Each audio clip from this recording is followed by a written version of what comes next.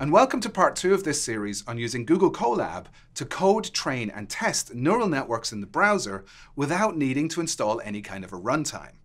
In the previous video, Jake introduced you to Colab and how you can get started with it. We'll take that to the next level in this video, and I'm going to show you how to install TensorFlow into Colab and then play with the different versions of TensorFlow, such as those that use a GPU. The first thing you can do is to create a new Colab. Did you know that you can do this directly from Google Drive? Just click New and you will find Colaboratory in the More menu. Once the Colab is created, you'll have a new code cell ready for you. You can then type Python code into this.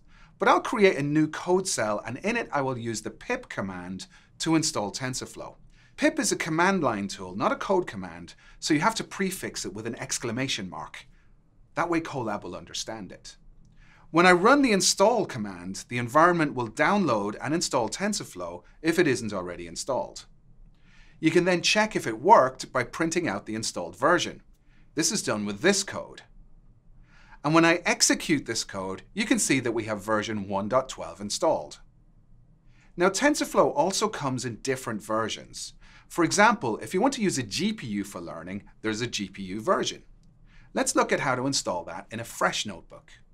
Because the GPU version needs a GPU, we first need to be sure that our runtime has a GPU.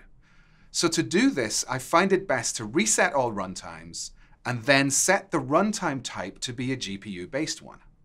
It may take a few seconds to allocate the new virtual machine and then launch it. Now I can install the GPU flavor of TensorFlow with pip install TensorFlow-GPU. You'll see that it isn't present on this machine, so it will download and install it.